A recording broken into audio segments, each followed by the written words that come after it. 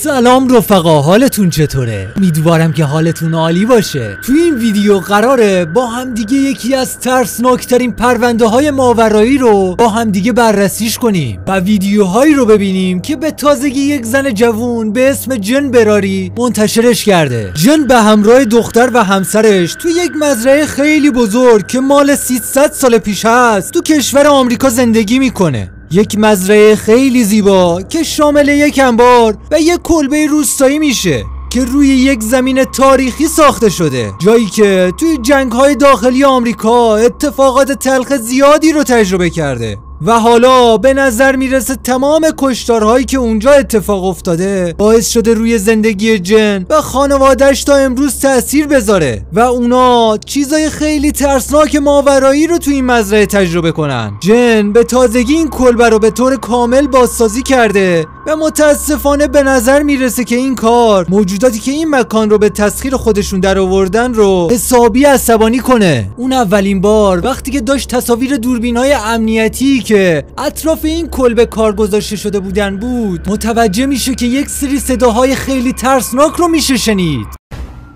So we're sitting here chilling and we hear this really weird noise and sounds like an animal in distress. I'm gonna catch it.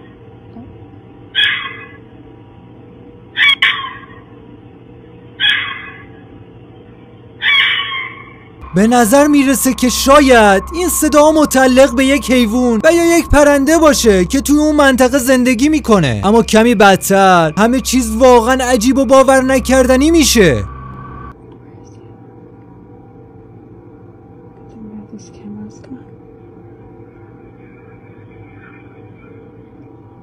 What is that?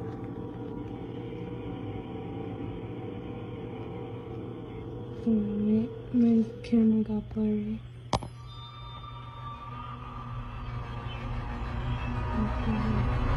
انگار میشه یک سایه سفید رنگ رو دید که توی یک لحظه ظاهر میشه و بعد شروع به حرکت کردن میکنه. خیلی ها اعتقاد داشتن که این سایه شبیه به روح و یا تصویر یک دختر بچه است که توی حیاط وایستاده، ولی اون لحظه دختر جن کنارش بود. چند روز بعدترم جن دوباره موفق به ضبط یک سری صداهای خیلی عجیب و ترسناک میشه.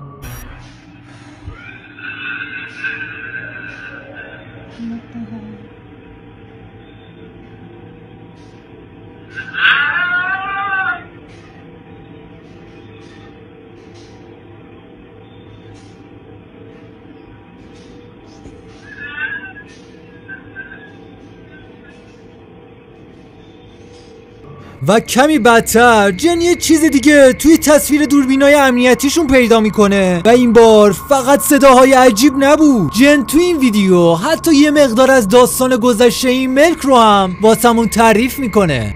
I live on a property that was built in the 1700s. There's a colonial house, there's a main house, and then I'm sorry, there's the colonial house, which is the main house, and then there's the barn house. And we're in the main house, so this is what's going on by my daughter's playground, okay?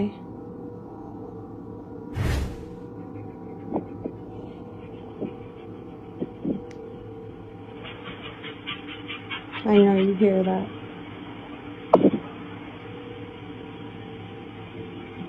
Okay, that's not right.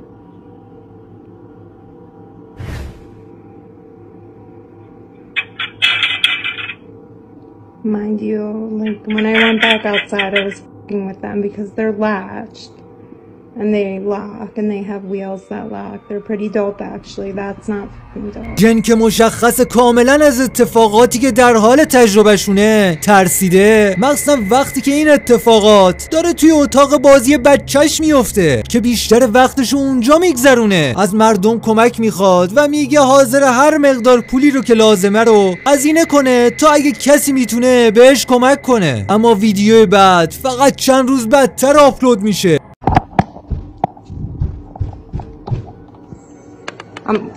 I'm going out with no coat. Come on, you son of a bitch. This is the worst flashlight. How do I turn this on? There's literally nobody fucking here. Oh, sorry, baby. There's nobody fucking here. I don't know how, like, better to... There's my office lights, like... میشه صدای ضربه شدیدی رو از درب ورودی ساختمون تو اول ویدیو شنید و جن با عجله به طرف درب ورودی میدوه تا بتونه تصویر چیزی که داشت اون صدا رو ایجاد میکرد ضبط کنه، اما هیچ کسی اونجا نبود. حالا ممکنه که از خودتون بپرسید که چرا ممکنه یک فرد تو یک ساختمون تسخیر شده 300 ساله بخواد زندگی کنه؟ و خیلی از مردمم این سوال رو از خود جن پرسیده بودن. جن میگفت این ساختمون ارزش معنوی زیادی برای خودش و خانوادش داره و علاوه بر اون هزینه و زمان زیادی رو برای بازسازی و انتقالشون به اونجا انجام دادن و حالا حاضر نیست که همه چیز رو رها کنه و تسلیم خواسته های موجودات ماورایی و انرژی های منفی بشن که تو اون مکانه. و همچنین خیلیا بهش هشدار داده بودن که هرگز نباید در رو برای ارواح و موجودات فراتبیعی باز کنه یا به هر نوعی سعی کنه به خونش دعوتشون کنه. حالا این موضوع ممکنه برای کسایی که به ماورا اعتقاد دارن منطقی به نظر برسه، ولی واسه آدمای شکاکی مثل جن خیلی از کارها وجود داره که ممکنه ناخواسته انجام بشه که باعث بشه این موجودات رو به محل زندگیش دعوت کنه. و به نظر میرسید همین موضوع هم باعث شده بود موجوداتی که توی اون مکان هستن قدرت بیشتری رو به دست بیارن. ببینید فقط چند روز بعد جن چه اتفاقاتی رو ضبط میکنه.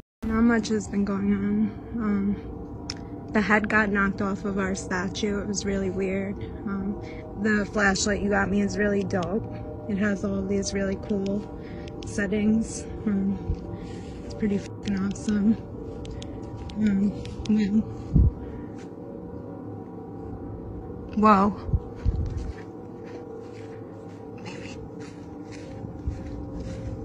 Baby, tell me I'm bugging.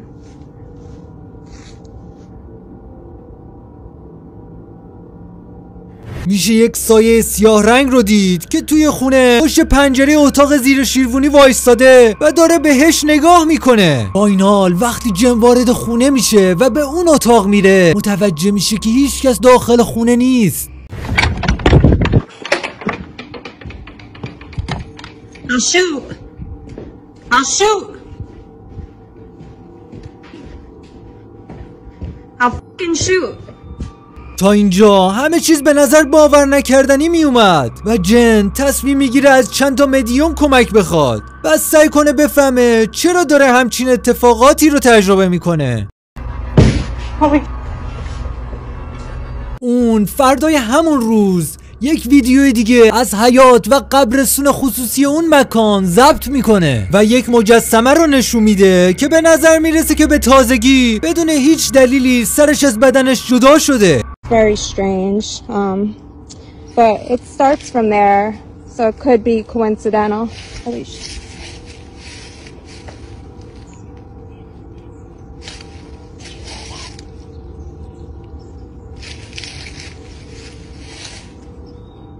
Anyways, alright, could be an animal. با اینکه به نظر میرسید شاید هیچ چیز عجیبی تو نگاه اول راجع به این ویدیو وجود نداشته باشه، ولی یک چیز خیلی ترسناک تو این ویدیو وجود داشت. تونستید ببینیدش؟ وقتی جن در حال فیلم برداری از سر اون مجسمه بود میشه یک سایه سیاه رنگی رو دید که داره از پشت بوتا بهش نگاه میکنه، ولی وقتی اون بر میگرده و دوباره به سمت اون سایه میچرخه اون موجود کاملا ناپدید شده بود. اما به نظر میرسید جن زمان فیلم برداری اصلا متوجه حضور این موجود سیاه رنگ نشده بود. به نظرتون رفقا این همون موجود سیاه رنگی بود که شب قبل تو اتاق زیر شیروانی ایستاده بود و از اینجا به بعد انگار اون موجود به شکل خیلی ترسناکی حتی فعالترم شده بود، تا جایی که جن مجبور شد با پلیس تماس بگیره چون فکر میکرد شاید این سایه متعلق به فردی باشه که اونا رو زیر نظر گرفتشون و یا حتی یک خلافکار و یا یک مهاجم که میخواد به خانواده‌اش آسیب بزنه. با این حال پلیس هیچ مدرکی از ورود غیرقانونی یک انسان به اون مکان پیدا نکرد، اما به نظر میرسید جن هر روز موفق به ضبط مدارک ماورایی بیشتری میشه. Hold on a second. What the f***?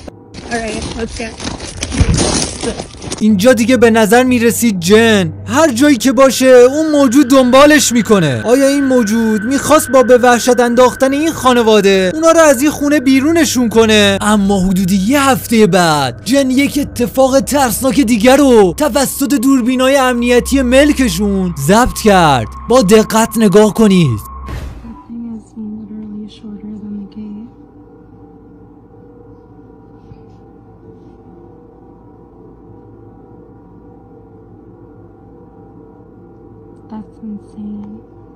اما موجود سایه این بار با همیشه فرق داشت و سفید رنگ بود و به نظر می رسید نور رو جذب نمیکنه و حتی خیلی کوچکتر از موجودات قبلی بودش.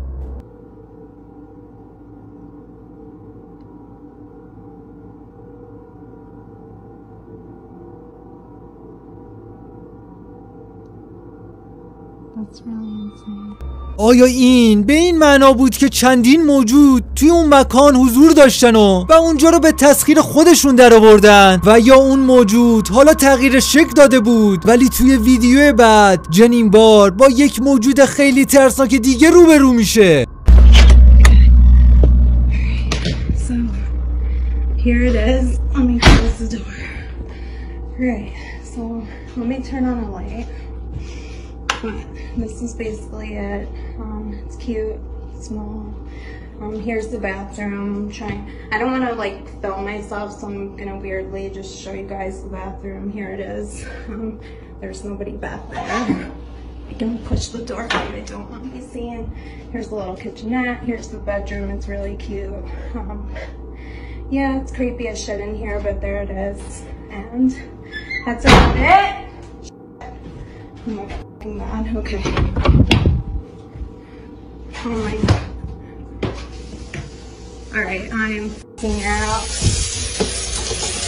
Oh my god. Alright, let's peace. I'm not trying that. اگه متوجه نشدین توی این ویدیو دوبار میشه موجودات سیاه رنگ ترسناکی رو دید.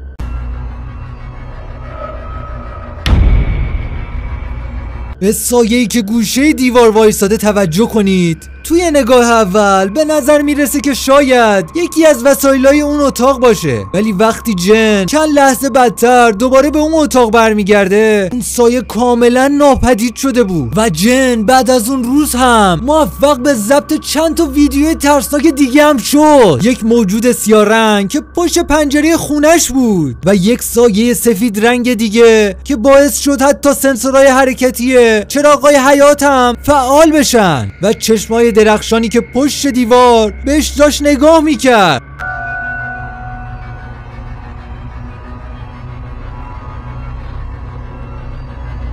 این آخرین ویدیویی بود که جن داخل تیک تاک آپلود کرده بود و باید منتظر بمونیم تا ببینیم برای جن و خانواده‌اش چه اتفاقاتی افتاده. مرسی که تا اینجای ویدیو همراه من بودین. لایک، کامنت، ساب فراموش نشه و حتما نظرتون راجع به این ویدیو برای من بنویسید. خیلی خیلی دوستتون دارم. تا یک ویدیو ترسناک دیگه و یک تئوری وحشتناک دیگه. بدرود.